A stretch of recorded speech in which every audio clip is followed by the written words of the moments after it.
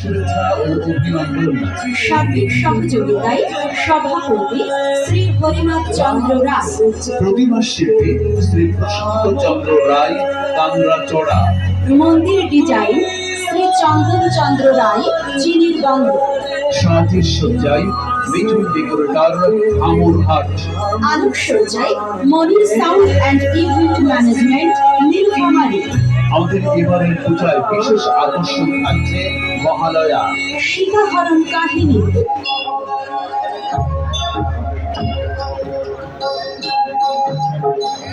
সীতারাম সঙ্গীত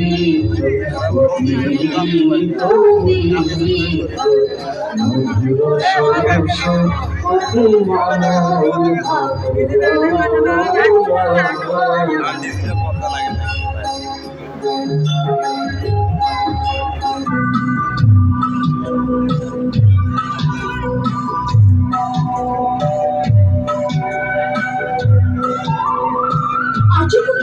আর্যপুত্র, লক্ষণ ভাই,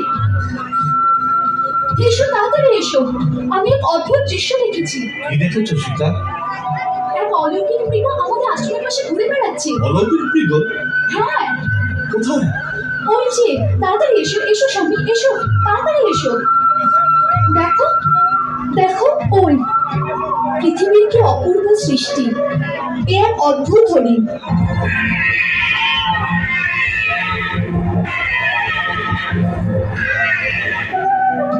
এমন বিচিত্র মৃগ কখনো দেখেছো? শিং দুটো দেখো, মনে হয় যেন সোনার তৈরি। ওর চর্ম যেন সোনালি। লক্ষ্য দেখেছো? লক্ষ্য দেখেছি কেন? স্বামী, যেভাবেই হোক ওকে ধরে আনো না। যদি মৃগকে জীবিত ধরতে না পারি তাহলে? তাহলে কি? ওর চর্ম কি সুন্দর, আপনার পুজোতে আসলে কাজে আসবে। লক্ষণ, আমি জানকের ইচ্ছে পূর্ণ করার জন্য ওই সোনার হরিণের উদ্দেশ্যে যাচ্ছি। জীবিত অথবা মৃত ওই হরিণ নিয়ে শীঘ্রই ফিরে আসবো। সাবধান লক্ষণ, বনে অনেক রাক্ষস ঘুরে বেড়ায়। কোনো পরিস্থিতিতেই সেটাকে একলা ছিল না।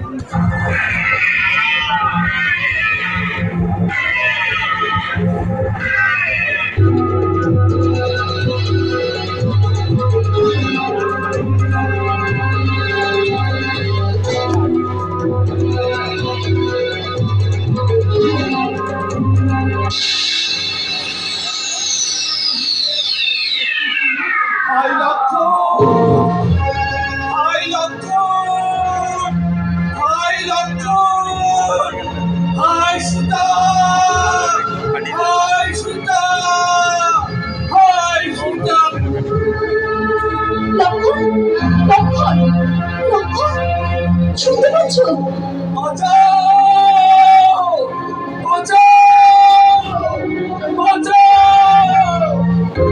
তোমার দাদা বড় আকুল স্বরে তোমায় ডাকছেন। অবশ্যই উনি কোনো বিপদে পড়ে থাকবেন। ওনার কণ্ঠস্বর বলে করুণ মনে হচ্ছে। বোধহয় রাক্ষস তাকে ঘিরে ফেলেছে। লক্ষণ, লক্ষণ, তুমি শোনোনি ওনার চিৎকার? শুনেছি বৌদি। তাহলে এখনো দাঁড়িয়ে কেন? যাও লক্ষণ, যাও, কেউ ওনাকে বাঁচাও। বেশ, আপনার আজ্ঞা পালন করার জন্য আজ প্রথমবার লক্ষণ নিজের প্রভু শ্রী রামের আজ্ঞার উল্লঙ্ঘন করছে। আপনি কুটিরে চলে যান।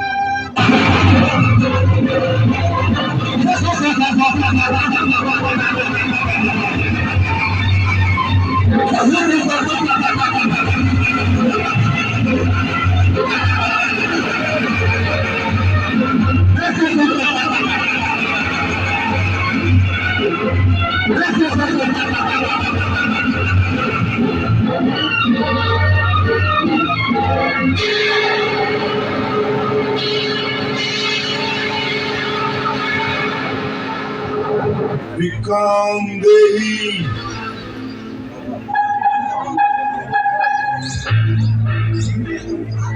Vikram Dehi. Vikram Dehi. Vikram Dehi. প্রণাম। মহর্ষি। কল্যাণ দেবী, আমি অনেক দূর থেকে এসেছি আর আমি ক্ষুধার্ত। তোমার কুটির দেখে এই আশায় এসেছি যদি কিছু খাবার পাওয়া যায়। অবশ্যই মহর্ষি, আপনি এখানেই থাকুন, আমি আপনার জন্য যথাসম্ভব ভোজন আনছি।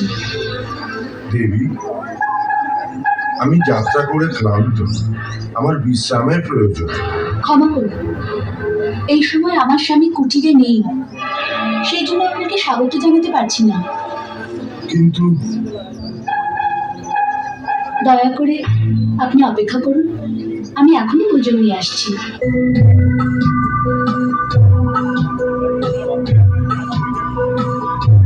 মুনিবর, আমি আপনার জন্য ভোজন এনেছি, গ্রহণ করুন। এই একবার নিজের মর্যাদার সীমা পেরিয়ে গেলে সেখানে আবার ফিরে যাওয়া অসম্ভব হয়ে যাবে। তোমার দাস, সেই লঙ্কেশ্বর রাবণ।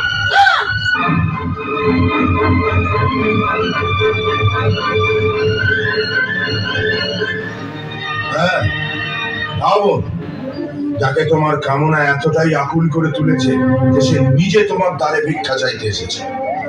সীতা, আর তোমাকে রাবণের হাত থেকে কেউ বাঁচাতে পারবে না।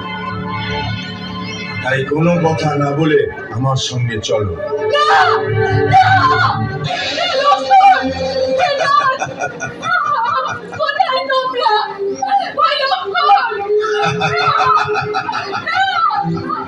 চেঁচাও, আরো চেঁচাও।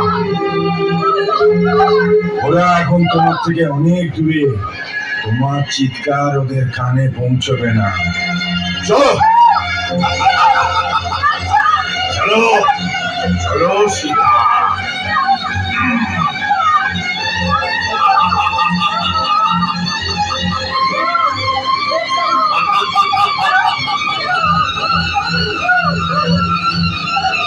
রাবণের হাত থেকে তোমাকে কেউ বাঁচাতে পারবে না সীতা।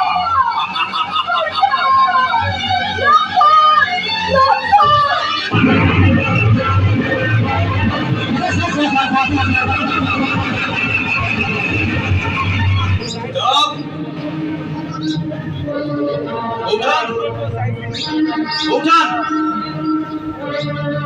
বৌঠান, বৌঠান। লক্ষণ, সীতা তো ভেতরে নেই, মনে হয় নদীর দিকে গেছেন।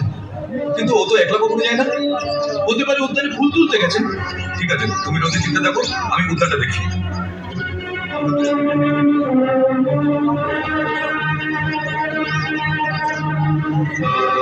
সীতা! বৌঠান! সীতা! বৌঠান! সীতা! বৌঠান!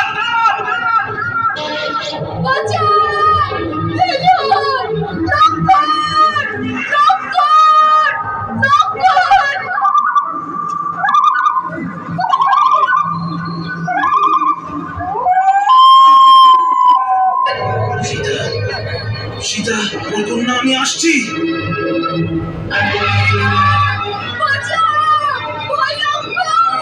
থামো, থামো রাবণ।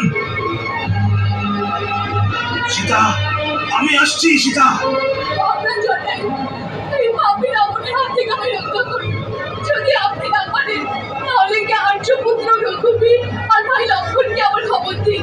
যান, তাড়াতাড়ি যান, আমাকে সহায়তা করুন। তুমি চিন্তা করো না কন্যা, আমি বেঁচে থাকতে এ তোমাকে নিয়ে যেতে পারবে না। রাবণ, তুমি তো বিরাট বীর আর পরাক্রমী জানতাম।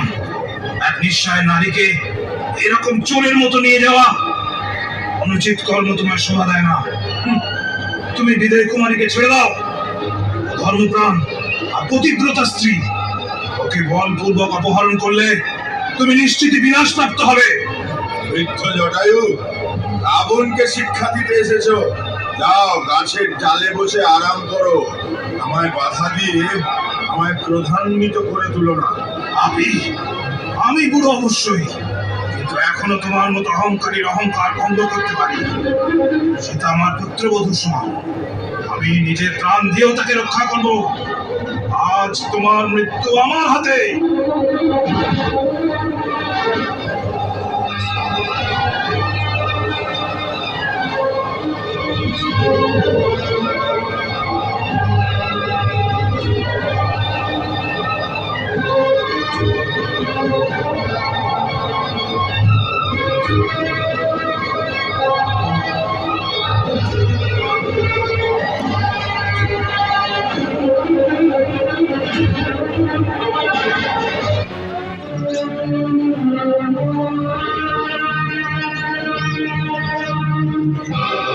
সীতা! বৌঠান! সীতা! বৌঠান! সীতা! বৌঠান!